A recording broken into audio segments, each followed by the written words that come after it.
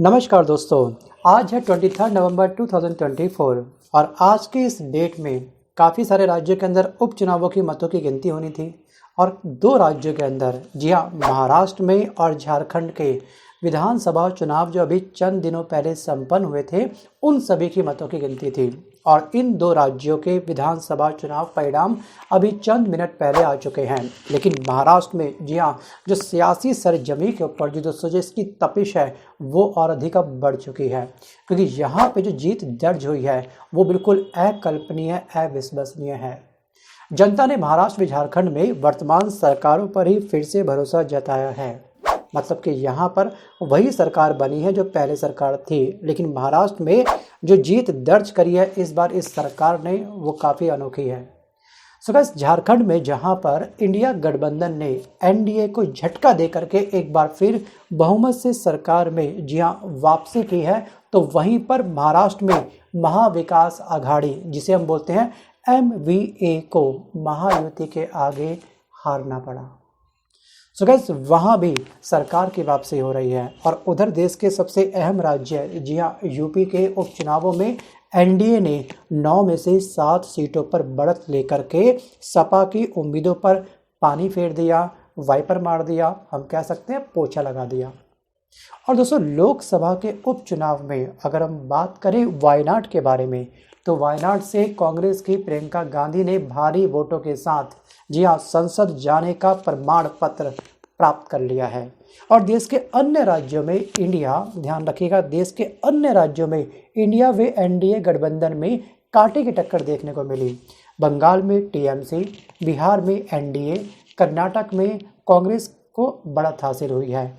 और मैदान में उतरे बड़े नेताओं में देवेंद्र फडणवीस, एकनाथ शिंदे, अजित पवार, उद्धव ठाकरे, अबू आजमी, हेमंत सोरेन, बाबूलाल मरांडी ने अपने अपने चुनावों में जीत हासिल करी है।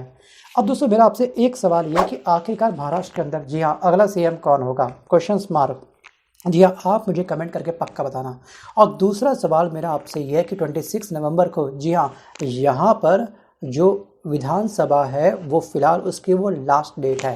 क्या 26 तारीख से पहले पहले ये जो गठबंधन है आपका जी हाँ ये नए सीएम के चेहरे को अनाउंस कर पाएगा?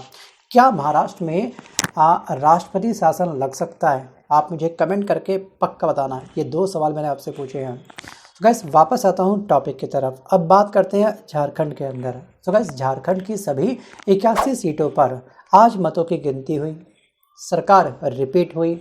और यहाँ की जो वर्तमान की सरकार है उसने दिन रात एक करा भी था। जी हाँ, हेमंत सोरेन को कहीं ना कहीं जेल में भेज करके जी हाँ जो सत्ताधारी सरकार है उन्होंने अपना ट्रम्प कार्ड खेलने का प्रयास तो किया, लेकिन ये ट्रम्प कार्ड इनका सफल नहीं हो पाया। ये कयास लगाए जा रहे हैं लोगों के द्वारा। अब दोस्तों, झारखंड में 2 चरणों में विधानसभा चुनाव हुए थे। आपको याद होगा, पहला फेज हुआ था आपका 13 नवंबर को कंडक्ट, ठीक है। और जो सेकंड फेज आपका हुआ था वो हुआ था 20 नवंबर को। जी हाँ, 20 नवंबर को यहाँ पे वोट डाले गए थे। और 20 नवंबर को ही महाराष्ट्र की विधानसभा के वोट डाले गए थे, उत्तर प्रदेश के उपचुनाव के वोट डाले गए थे। आपको याद होगा दोस्तों, केरला के और पंजाब के भी वोट 20 तारीख को ही डाले गए थे। पहले चरण में 66% और सेकंड फेज में 68% मतदान हुए थे, राइट। और मतदान के बाद सामने आए एग्जिट पोल के दावे बटे हुए थे। किसी का कुछ कहना था, किसी का कुछ कहना था। एक्चुअली एग्जिट पोल पे ना आप यकीन इतना मत करा करो, सच कह रहा हूँ, मैं अपने दिल से बता रहा हूँ आपको। और सबसे पहला एग्जिट पोल से दोस्तों मेरा जो विश्वास उठा था वो उठा था विश्वास जब मैंने हरियाणा के एग्जिट पोल देखे थे। हरियाणा विधानसभा की बात कर रहा हूँ। सबने बोला 50 पार 50 पार 50 पार। और कांग्रेस के साथ आखिरकार क्या हुआ? थिंक अबाउट इट, विचार जरूर करिएगा। दोस्तों, एक कहावत है कि खिसियाई बिल्ली खंबा नोचे। जी हाँ, जो पार्टी जीत जाती है हारी हुई पार्टी उसके ऊपर एलिगेशन लगाती है कि पक्का इन्होंने जी हाँ ईवीएम मशीन के साथ छेड़खानी करी है। और महाराष्ट्र के चुनाव में इतनी बड़ी जीत दर्ज करने के बाद जी हाँ इनके ऊपर भी अब एलिगेशन लग रहा है। बहुत सारी वीडियो सोशल मीडिया प्लेटफॉर्म के माध्यम से जी हाँ ये सवाल उठा रही है कि पक्का ईवीएम मशीन में क्या धांधली हुई है। जी हाँ, क्या पूरे चुनाव आयोग को जी हाँ हैक कर दिया गया है? इस तरह के तमाम आरोप और बहुत सारे वीडियोज़ इंस्टाग्राम पर, फेसबुक पर एंड यूट्यूब पर जी हाँ अब तैरते हुए आप तक पक्का पहुंच चुके होंगे। दोस्तों शिवसेना सांसद संजय राउत ने वोटिंग के टाइम जब काउंटिंग हो रही थी उस समय अपना एक ट्वीट किया था। उसमें उन्होंने साफ साफ ये कहा है कि नरेंद्र मोदी ने पूरे चुनाव को, जी हाँ, रिजल्ट को, इलेक्शन कमीशन को नरेंद्र मोदी ने पूरी तरीके से हाईजैक कर लिया है। इतना बड़ा एलिगेशन इन्होंने लगाया है पीएम मोदी के ऊपर। दोस्तों ज़्यादा समय आपका खर्च नहीं करूँगा, सीधे आप लीजिएगा ये स्क्रीनशॉट और ध्यान से इसको पढ़िएगा। इसमें क्या लिखा है? सो गाइस, इसमें लिखा है कि ये महाराष्ट्र चुनाव में मोदी जी ने गड़बड़ी की है, ये नतीजे हमें और जनता को स्वीकार नहीं है और चुनाव में बेईमानी हुई है। सो गाइस, अगर बेईमानी इनको करनी होती तो जी हाँ, क्या ये जम्मू कश्मीर के विधानसभा चुनाव में नहीं करते? क्योंकि वो इलेक्शन जीतना इनके लिए नाक का सवाल हो चुका था। जी हाँ, 370 को लेकर के अगर ये पार्टी नहीं जीती, इनके लिए 370 एक बहुत बड़ा हेडक बन सकता था। वही इनके साथ अब हो रहा है। जो कॉन्फ्रेंस पार्टी है उमर अब्दुल्ला की, वो लगातार दबाव बना रही है कि 370, जी हाँ, दोबारा से प्लीज़ वापस लाओ, क्योंकि उनके मैनिफेस्टो में 370 को लेकर के बहुत बड़ा वादा जनता को करा गया था। लेकिन भाजपा पार्टी ये करे कि फ़िलहाल इस जन्म में, जी हाँ, 370 दोबारा से तो लागू होगा नहीं, जिसे जो करना है कर लो, ये तक अनाउंसमेंट कर दिया गया पीएम मोदी जी के द्वारा। सो गाइस, दोस्तों जब से काउंटिंग शुरू हुई है, रुझान आने शुरू हुए थे, तब से अब तक हमने ये देखा कि बीजेपी प्रचंड जीत से महाराष्ट्र का चुनाव जीत रही है। जी हाँ, और बीजेपी को झारखंड में उतना फ़ायदा नहीं मिल रहा था, ये एग्जिट पोल ने भी कहा था। लेकिन महाराष्ट्र में ऐसा लग रहा है कि हर सीट पर, जी हाँ, हर एक सीट पर बीजेपी यानी कि एनडीए ने यहाँ पर बाजी मार ली है। दोस्तों इंडिया गठबंधन की हालत इतनी खस्ता हो गई है, क्या ही बताएं अब। और पूरे महाराष्ट्र में उद्धव ठाकरे का, जी हाँ, पूरे तरीके से जलवा था और ऐसा लग रहा था कि इस बार उद्धव ठाकरे ही मुख्यमंत्री बनेंगे। लेकिन दोस्तों पूरा मामला क्या हो गया, अचानक से पलट गया। दोस्तों राजनीति ना चीज़ ही ऐसी है, कब क्या हो जाए किसी को खुद नहीं पता। आपको मालूम होगा क्रिकेट और राजनीति को हम कहीं ना कहीं एक ही पॉइंट ऑफ व्यू से देखते हैं। जैसे क्रिकेट में, जी हाँ, बड़े से बड़े बल्लेबाज कभी कभी पहली बॉल पर ही क्लीन बोल्ड हो जाते हैं। जी हाँ, पहली बॉल पर ही, जी हाँ, हिट मारते ही कैच आउट हो जाते हैं। तो बस वैसा ही राजनीति के अंदर होता है। लेकिन कभी कभी राजनीति में तब्दीली लाई जा सकती हैं। सियासी सरजमी पर अगर कोई भी पार्टी काम करे, जो मैनिफेस्टो जारी किया गया है किसी भी पार्टी के द्वारा, अगर उस मैनिफेस्टो को 100% उतारने का प्रयास करे तो दोस्तों सरकार दोबारा बन सकती है, वो भी कॉन्फिडेंस के साथ। आपको मालूम होगा दिल्ली में आम आदमी पार्टी की सरकार है, जी हाँ, जो लगातार काम कर रही है। कुछ लोग बोलते हैं कि वहाँ की जनता को इन्होंने हैंडीकैप बना दिया फ्री की रेवड़ी बांट करके, बट ऐसा बिल्कुल भी नहीं है। जी हाँ, अगर आप जिस भी राज्य में रहते हैं, आपकी पार्टी, जी हाँ, आपके राज्य के अंदर रहने वाली सरकार अगर आपको फ्री सुविधा दे रही है तो वो आपके ऊपर कोई एहसान नहीं कर रही है, अपनी सैलरी में से आपकी भला सेवा नहीं कर रही है। जी हाँ, अपने खेतों को बेच करके गाँव के वो नेता, जी हाँ, आपका उद्धार नहीं कर रहा है, आपको फ्री बिजली, फ्री पानी, फ्री जो बसों की सेवा है वो प्रोवाइड नहीं कर रहा है।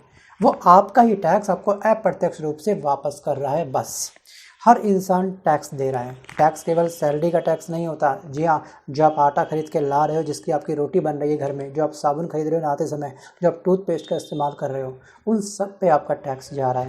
तो आप ये तो दिमाग से निकाल दो कि फ्री की रेवड़ी, ऐसा कुछ भी नहीं है। और पढ़े लिखे इंसान अगर ढंग से डीप डाइव करेंगे इस चीज़ को, तो आप पाएंगे कि हम कितना परसेंट टैक्स पर डे का इस सरकार को देते हैं। जी हाँ, जब व्हीकल निकालते हो अपना, ठीक है, चाहे आपकी स्कूटी हो, चाहे आपके पास बाइक हो, चाहे आपका फोर व्हीलर क्यों ना हो, उस पर भी आप लोग टैक्स देते हो। इनफैक्ट जिस घर पे आप रह रहे हो तो उसका भी आप लोग हाउस टैक्स जमा करते हो। तो यही हमारे पास वापस आ रहा है। तो कोई पार्टी किसी के ऊपर एहसान नहीं कर रही है, ये भी हमको समझना होगा। वापस आता हूँ टॉपिक की तरफ। दोस्तों वास्तविक रूप से ना चुनाव आयोग के द्वारा, ठीक है, आम जनता के साथ या फिर हम कह सकते हैं कि नेताओं के साथ खेल खेला होते रहता है। इस स्क्रीनशॉट का आप ध्यान से देखिएगा। डेट है 20 नवंबर, जिस दिन महाराष्ट्र में विधानसभा चुनाव हुए थे, जिस दिन मत डाले गए थे, उस दिन दोस्तों शाम 5 बजे चुनाव आयोग की वेबसाइट पर जो दिखाया गया था वो ये दिखाया गया था कि 22% मतदान हुआ है महाराष्ट्र के अंदर। और कुल वोटर यहाँ पे है 9,70,00,000 और कुल सीटें 288 हैं, जैसा कि लाजमी है, सीटें एग्जैक्ट वही रहेंगी। लेकिन यहाँ पर यानी कि 5,64,73,400 लोगों ने वोट डाला था। यहाँ तक सही है। और सेम उसी दिन 20 तारीख को 11:45 पर एक नया अपडेट और होता है चुनाव आयोग की वेबसाइट पर।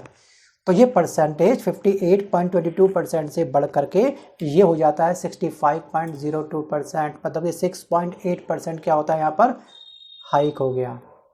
कुल वोटर 9,70,00,000 वोटर बिल्कुल सेम, कुल सीटें बिल्कुल सेम, यानी कि 6,30,59,400 लोगों ने वोट डाला।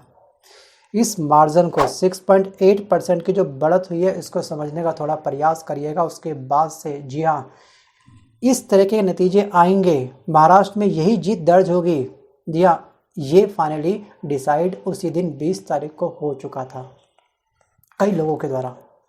अब सवाल ये भी खड़ा होता है कि जब हर बार जीत के बाद या फिर जिस दिन रिजल्ट आता है उस दिन जब ईवीएम मशीन पर सवाल उठते हैं, तो इस ईवीएम मशीन को भारत से बैन क्यों नहीं कर देते हैं।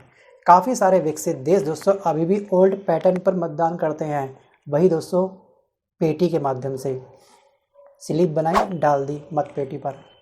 तब इतने ना पता उथल पुथल भारत की राजनीति में थी नहीं, वोट पहले पड़ते थे तरीके से। हाँ, मैं मानता हूँ कि उसमें पेपर काफ़ी वेस्ट होता है, लेकिन जितने पैम्फलेट हमारे नेता बंटवाते हैं, जी हाँ, जितने पेपर हमारे नेता खर्च करते हैं उससे भी 5% या फिर 10% ही मात्र पेपर खर्च होगा। जी हाँ, पेड़ों का नुकसान होगा, उसको हम उस एंगल से भी देख सकते हैं ना। और दोस्तों ईवीएम से चुनाव नहीं कराने वाले देशों में जर्मनी, नीदरलैंड, प्रागवे, फ्रांस, ऐसे बहुत सारी लंबी चौड़ी फेहरिस्त है। ऐसे काफ़ी सारे देश हैं जो ईवीएम के माध्यम से चुनाव नहीं करवाते हैं। और कुछ देश ऐसे भी थे जिन्होंने ईवीएम मशीन को लेकर के हिम्मत दिखाई। जी हाँ, एक ट्रायल लिया इस ईवीएम मशीन का, उसके बाद इनके दांत खट्टे हो गए। इन्होंने बोला सोनम बेवफा है, सॉरी ईवीएम बेवफा है। जी हाँ, ये बोल डाला और उसके बाद ईवीएम मशीन को बोला बाय बाय, हमसे ना हो पाएगा, हमारे देश में इसकी आवश्यकता नहीं है। लेकिन हमारे भारत देश ने ईवीएम मशीन का बिल्कुल वेलकम करा, हम तुम्हारे हैं सनम, इस तरह से। जी हाँ, विधानसभा चुनाव के अंदर, लोकसभा चुनाव के अंदर, इनफैक्ट नगर निकाय के जो चुनाव होते हैं उसके अंदर भी हमने ईवीएम को अप्लाई कर दिया। और यही वजह दोस्तों सबसे बड़ी है कि आखिरकार ईवीएम मशीन पर हर बार सवाल उठते रहेंगे जब तक ईवीएम मशीन धरती पर चल रही है तब तक। दोस्तों बात ये है कि मांग तो यही की जा रही है कि ईवीएम को अब फिलहाल रद्द कर देना चाहिए। जी हाँ, इसकी अब आवश्यकता भारत के अंदर भी है नहीं। सोशल मीडिया पर लगातार सवाल उठ रहे हैं इसको लेकर के, ईवीएम को लेकर के तरह के सवाल उठने लाजमी भी हैं, क्योंकि इस पर भरोसा शायद सच कहूँ तो मुझे भी ना अब ज़रा विश्वास है नहीं। क्योंकि अगर ट्रांसपेरेंसी दर्ज करनी है तो हमको कुछ ना कुछ सीखना पड़ेगा इन सभी विकसित देशों के अंदर। जी हाँ, जिसमें आपका Norway, UK, Australia, Italy, Ireland, Costa Rica, Philippines, Guatemala ऐसे देश थे जहाँ पे इन्होंने एक बार ईवीएम मशीन का प्रयोग किया, ट्रायल किया, उसके बाद इनके दांत खट्टे हो गए, इन्होंने अपने देश से इस ईवीएम मशीन को बाहर फेंक दिया, उखाड़ फेंक दिया। क्या इन सभी देशों के अंदर दिमाग नहीं था? दिमाग होगा तभी तो इन्होंने बोला है कि भाई हाँ, ईवीएम मशीन से हम लोग चुनाव नहीं करवाएंगे अपने देश के अंदर। आपको याद होगा डोनाल्ड ट्रंप का जो चुनाव हुआ था अमेरिका के अंदर, उन्होंने भी सिंपल मत पत्रों के माध्यम से ही चुनाव करवाया था अपने देश में। क्या उनके पास इतना पैसा नहीं कि वो ईवीएम मशीन को बाय कर सकें, ईवीएम एडवांस टेक्निक का यूज़ कर सकें? ये टेक्निक इतनी रिलाय नहीं करती है या इतनी फेथफुली नहीं है, इसलिए इन्होंने इस देशों ने ईवीएम मशीन को यूज़ नहीं कराया। तो हमको इनसे सीखना होगा। अब दोस्तों महाराष्ट्र चुनाव का रिजल्ट फाइनली आ चुका है, जीत दर्ज हो चुकी है। अब चुनाव आयोग के पास काफ़ी सारे सबूत दिए जाएंगे, सौंपे जाएंगे। अब ये दोस्तों ये केस सुप्रीम कोर्ट के पास जाएगा, क्या होगा वो बताएगा आने वाला वक्त कि दोबारा चुनाव यहाँ पे होंगे भी या फिर नहीं होंगे। बट आपको क्या लगता है, आप मुझे कमेंट करके पक्का बताना दोस्तों। सो गाइस, आज के इस वीडियो में बस करो इतना ही, मिलता हूँ जल्द एक नए वीडियो के साथ, तब तक के लिए धन्यवाद।